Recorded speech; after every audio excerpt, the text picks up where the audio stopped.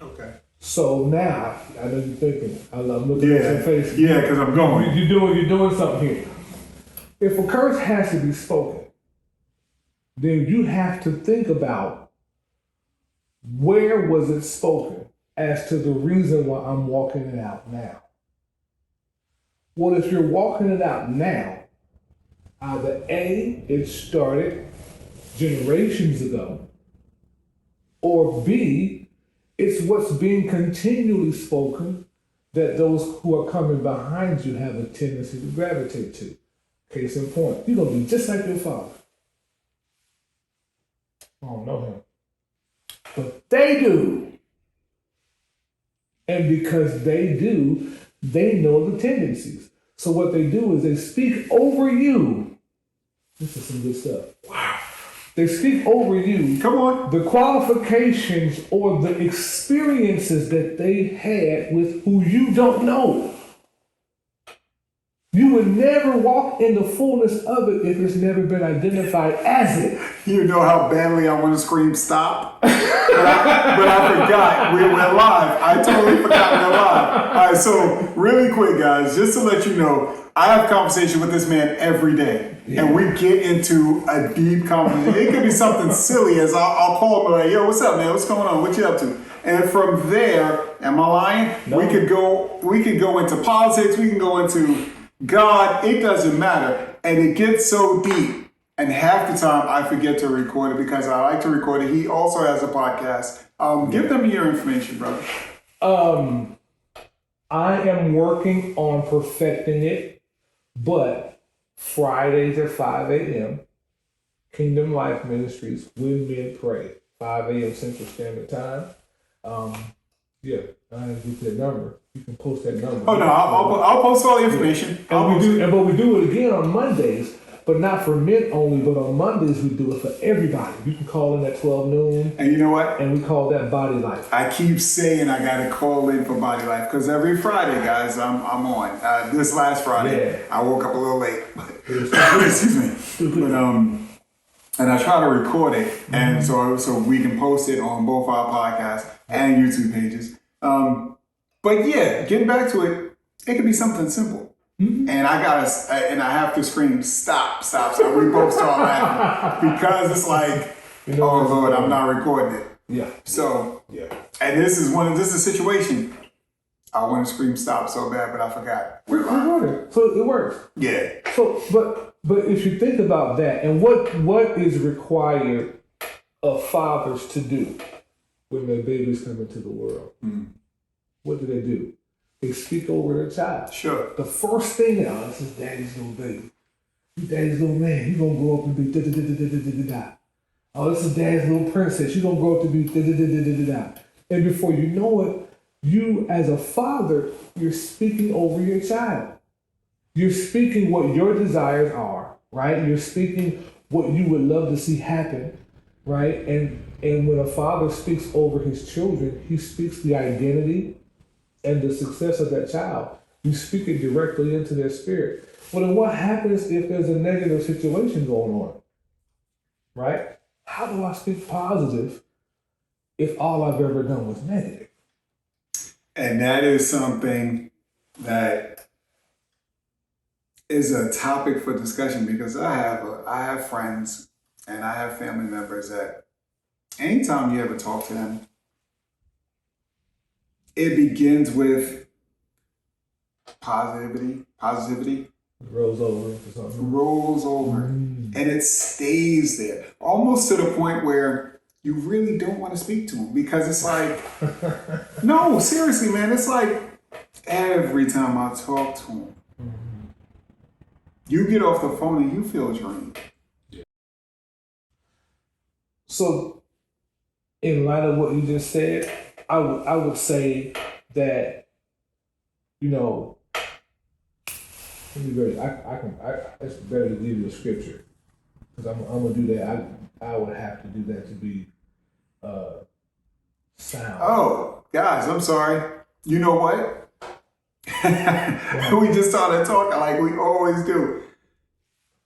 Explain to everybody who you are. I'm sorry. So, Yeah. okay, great. I am Alex Furlow. Don't spell your name. I'm not. I call myself. I'm not.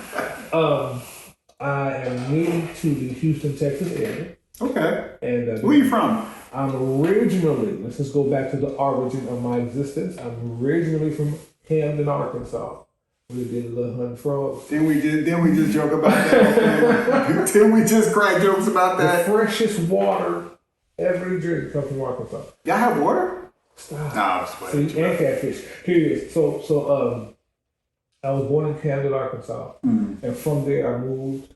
My family moved to Wisconsin. Okay.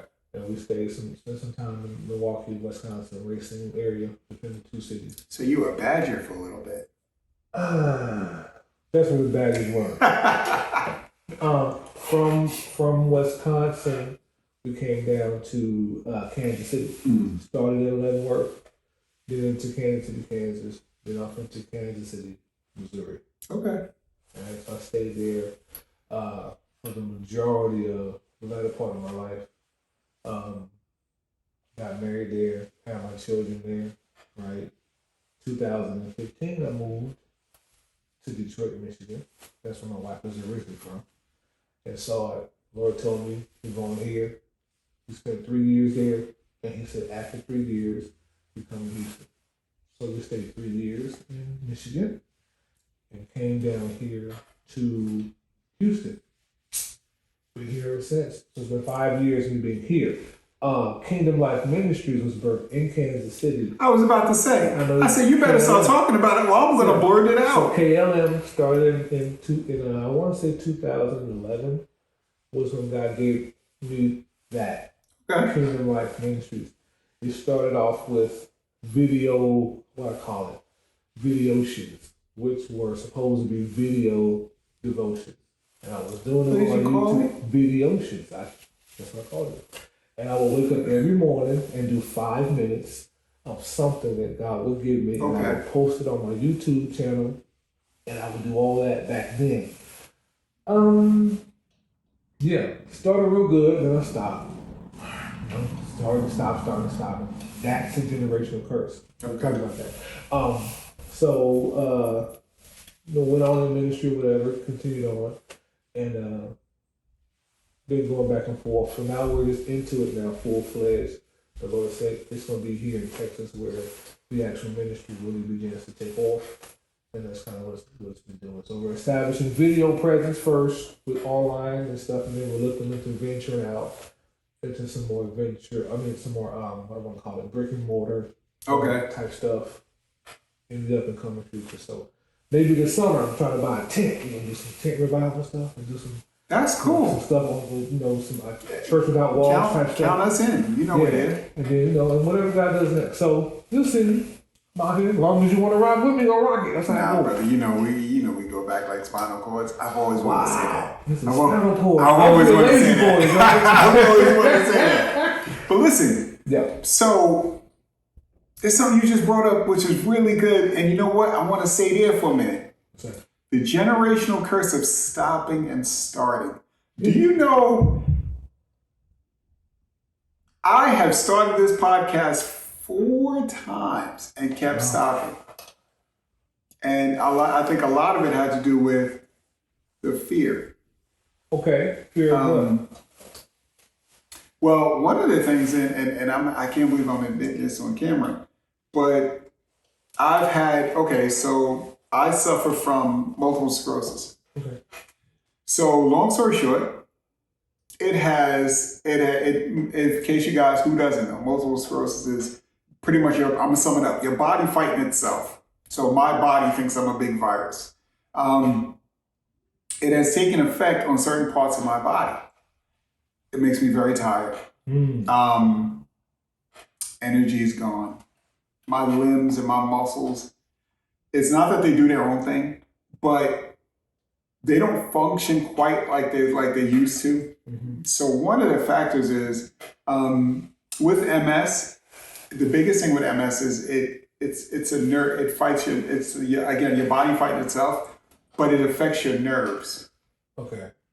And I can go into it, and we'll sit down and have a podcast about that. So with all that being said, my face, I've taken like real major damage to the left side of my face, right side for you guys, left side of my face. And it gives me like, you remember Joker from the Batman with the weird grin? It gives me, when I talk and when I look, it gives me a weird look. To the point where when it got really bad before I had the surgery, when it got really bad, I didn't leave my house. Seriously. And this is how you know God is awesome, because it came to a point where I was like, you know what? I didn't want to do anything. I didn't want to interact with people. I talk to you on the phone all the time. But coming to your house, no, I ain't doing that. Right. It became a point where God was just like, listen, son, everything that I'm giving you and everything that I'm laying in front of you, you are hampering yourself. Nobody cares about what you look like, Michael. Nobody's focusing on that. And for those who are focusing on it, we're going to never mind them, because you're not going to be around them too long anyway. Right. So that's why I stopped and started this thing 4 times. And now that we're doing this, this would never have happened. I would have recorded it with you, but never posted it. Never would have posted it. I spoke with, last week with my cousin who's a financial advisor, which actually I'll post it, guys, so y'all check that out. I'll post the link up top. Yeah, just to sit and do that. And I just think that it's awesome. So I don't know. But this is what I'm talking about. Y'all. We started on one topic and we jumped to something else. No, I'm thinking, because here's the thing. A lot of people have this start and stop. Sure. A lot of people, it happens in a whole lot of people's lives. And I want to say it like this. Everything that's for you to bring you the level of success and prosperity and all those wonderful things, it's already given to you in the beginning of life, right? The acceptance of Christ, that's the born again experience that gives you access as you mature. But you still aren't absent from the principles. So people who walk in principle, the principle works, regardless if you're a believer or not. If you're operating at a principle that would say, you know what, I'm going to fight against this starting and stopping. Because you're making up in your heart, I need to fix this. This is not, well, that had to come from somewhere, right? The enemy's not going to want you to be successful. So it can't come from him. You feel what I'm saying? Yeah, no, I got you. So there's a drawing. At the end of the day, God's desire is for us to get back to him.